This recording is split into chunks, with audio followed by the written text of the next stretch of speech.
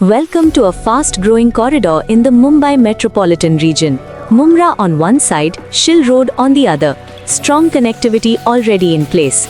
Strategically located on the upcoming Airoli-Mulund Link Road, this project is set to rise with the city's next big growth wave. From here, you're directly connected to Mumra MM Valley, Shilphata and Diva. Presenting Sahyadri Homes, spacious 1 and 2 BHK homes crafted for modern living. Just 2 minutes from Shilphata Junction and around 25 minutes to Navi Mumbai International Airport. Schools, hospitals, malls and stations, all within easy reach. Sahyadri Homes, where comfort meets growth. For more information, please contact on the numbers given below.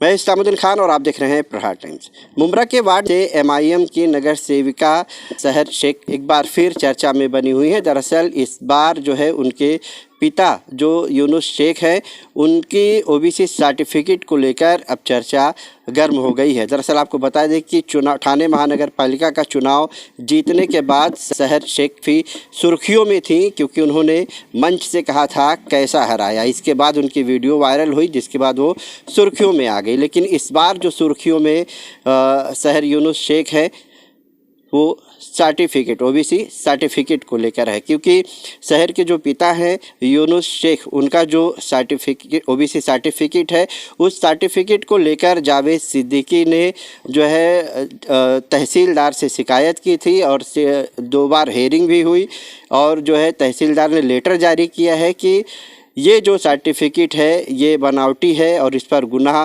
दाखिल किया जाएगा। इस तरह की जानकारी जो है जावेद सिद्दीकी ने दी है।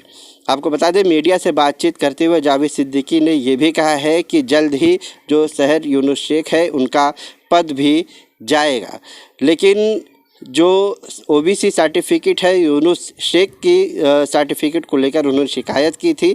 उनका ऐसा कहना है कि अगर पिता का सर्टिफिकेट जो है फर्जी है या रद्द हुआ तो फिर बेटी का भी रद्द हो सकता है और इस तरह से जो है सहर यूनुस शेख का पद भी जा सकता है। बहरहाल मीडिया से बातचीत करते हुए जावेद सिद्दीकी ने क्या कुछ कहा है, जिस तरह से लेटर जो जारी हुआ है उसको लेकर क्या कुछ बताया है जावेद सिद्दीकी ने यूनुस शेख के ओबीसी सर्टिफिकेट को लेकर। मैं सबसे पहले आपका शुक्रिया अदा करता हूँ। देखिए, महाराष्ट्र के अंदर जो 2026 में चुनाव हुए, जो मुमरा प्रभाग समिति के अंतर्गत प्रभाग नंबर 30 से मेरी बच्ची शहर शेख के खिलाफ लड़ी थी।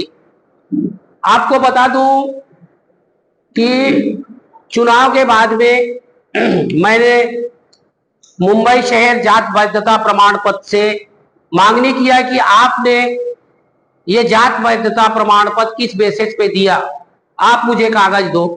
तो उन्होंने मुझे जो है 123 पेज के कागज दिया। उस कागज के ऊपर मालूम पड़ा कि शहर शेख के जो वडील थे, जो पिता थे, उनके सर्टिफिकेट के ऊपर उन लोगों ने वैधता प्रमाण पत्र दिया। जब उसमें हमने देखा कि शहर शेख के पिता का जो सर्टिफिकेट था, जो ठाणे महानगर पालिका के ऊपर विभाग अधिकारी से प्राप्त किया था, तो हमने उनको कहा कि ये सर्टिफिकेट आपके यहाँ से इशू हुआ है या नहीं। कलेक्टर के जो अंतर्गत में तहसीलदार उप विभाग अधिकारी रहते थे, तो उन्होंने हमें जवाब दिया कि ये जो सर्टिफिकेट है हमारे यहाँ से नहीं बना है, ये विविध एक नमूना जो महाराष्ट्र का सर्टिफिकेट का होता वो है नहीं। ऐसा करके उन्हें मुझे जवाब दिया। मैंने फिर उनको पत्र दिया 17 फरवरी 2026 को कि भाई जब इसका सर्टिफिकेट बाप का नहीं है तो बेटी को कैसा बन सकता है। मुंबई में रहते तो मुंबई थाना में मुमरा में उनके पिता जो है बनवा रहे हैं सर्टिफिकेट, यहाँ से थाना से बेटी को ले रहे मुंबई से। तो उन्होंने हमें कहा कि देखिए आपकी सुनवाई होगी, सामने वाले को बुलाया जाएगा, उसके बाद में हम FIR करने की बात करेंगे।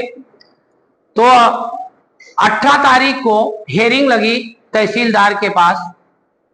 वहां पे तहसीलदार के सामने 3 वकील जो आए, जो वकील जो है वहां पे हेयरिंग में टाइम मांगे कि हमें जो है टाइम दे दो, तो तहसीलदार उन्हें जो 23 तारीख को हेयरिंग किया और टाइम दिया 23 तारीख को। 23 तारीख को उन्होंने फाइल को बंद किया और सिफारिश पत्र दिया जो मेरे हाथ में है। ये सिफारिश पत्र भेजा है तहसीलदार ने उप विभाग अधिकारी थाने को कि भाई ये कागजात सब गलत है, इसके ऊपर फौजदारी गुनाह दाखिल करो। उन्होंने सिफारिश पत्र जो है उप विभाग अधिकारी को दिया।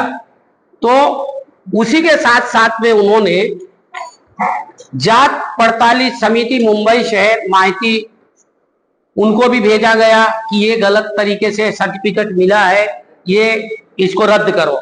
उसके बाद मुंबई शहर जहां से शहर यूनुस शेख का जो सर्टिफिकेट निकाला गया उनको भी एक जजमेंट भेजा गया जो ये तकरार थी, और एक तकरार यूनुस को भी भेजा गया, एक हमें भी भेजा गया।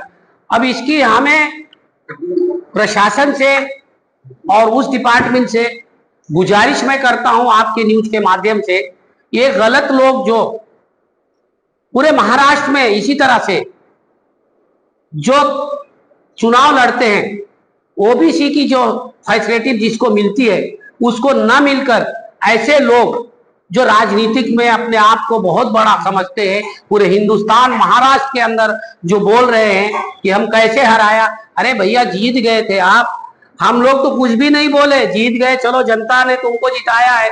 लेकिन इस तरह से महाराष्ट्र में जो बातें हो रही है उस बातें के ऊपर एक हमें बहुत तकलीफ हुई, और इस तकलीफ के ऊपर हमने जो तहसीलदार को तकरार किया उसकी हमें सच्चाई हमारे हाथ में है, और इंशाल्लाह इसकी कार्रवाई चालू है। बहुत जल्द इंशाल्लाह उनका नगर सेवक पद रद्द होगा। इस कार्रवाई में इस तरह से यहाँ पे जो मुद्दे मांगे गए तहसीलदार से क्या कहा गया है इसमें, और इस बारे में आगे क्या करना है? देखिए इसमें जो है, इसमें तहसीलदार ने हेयरिंग जब हुई है उनके वकील के सामने, तब उन्होंने कहा कि भाई ये अभी हम फाइल बंद करेंगे। फाइल जो है उसको बंद करके 25 तारीख को ये ऑर्डर किया, और ऑर्डर पे ये लिखा है साफ कि जो मुंबई शहर से जात प्रमाण पत्र पड़ताली से लिया है इसको रद्द करना चाहिए, और जात प्रमाण पत्र मुंबई शहर को भी लिखा गया कि इसको रद्द करना चाहिए। तो इस लेटर के लिए सबको लेटर गया है, अब इंशाल्लाह बहुत जल्द जो है उनका पद रद्द किया जाएगा, क्योंकि कानून पे मुझे भरोसा है, और कानून जो है बहुत हाथ लंबे हैं कानून के। कोई भी कितना भी राजनीतिक में अगर सोचता है मैं बहुत बड़ा हूं, मेरे जो आज कहने के ऊपर लोग जो है मुझे अच्छा बोलते हैं, तो मैं उनको बताना चाहता हूं कि देखिए जो दिखता है वो बिकता नहीं है। आज ऐसा शहर में हो गया है, पूरे महाराष्ट्र में लगी है भूख तो ईमान डगमगाता है, और भरा है पेट तो संसार जगमगाता है। ये कानून और कायदा को ताक में रखकर बाबा साहब अंबेडकर जी के जो बनाए हुए संविधान को जो गलत तरीके से लोग ऐसे नेता अपने फायदे के लिए करते हैं, मैं उन अधिकारियों को सलाम करता हूं जिन्होंने सही तरीके से जांच किया है, और इंशाअल्लाह उनके ऊपर कार्रवाई भी होगी और उनका पद भी रद्द होगा। सर एक सवाल यहाँ पर,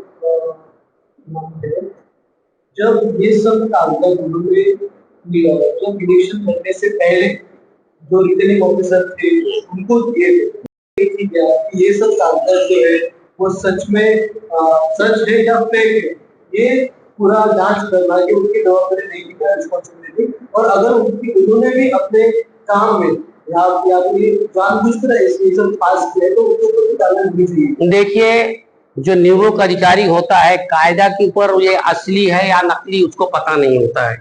इसकी जांच करने की एक संस्था होती, जब तक वो जांच नहीं करती तब तक वो अधिकारी उस पर टिप्पणी नहीं कर सकता, ये कानून में है। लेकिन मैं बता रहा हूं आपके न्यूज के माध्यम से, पूरे महाराष्ट्र में इस वार्ड में जो इलेक्शन हुआ है, इस इलेक्शन के ऊपर हकीकत निवृत्त अधिकारी ने इन लोगों का साथ दिया है, और इनका नाम निर्देशन फॉर्म भी सभी का गलत था, और अधिकारी ने आंख बंद करके इनको वैधता प्रमाण पत्र को भी और इलेक्शन में जो दिए गए नाम निर्देशन फॉर्म उसको भी सही किया है, जबकि कानून के अंतर्गत ये फार्म जो है एक्सेप्ट नहीं किया जाता। आपने सही कहा कि उसका काम था, लेकिन वो खुद पूरा गलत किया है, वो पूरा दिख रहा है। इसके लिए हमने राज्य आयोग महाराष्ट्र शासन को हमने पत्र दिया है और इंशाल्लाह हमें कानून पे भरोसा है, बहुत जल्द इसका फैसला होगा।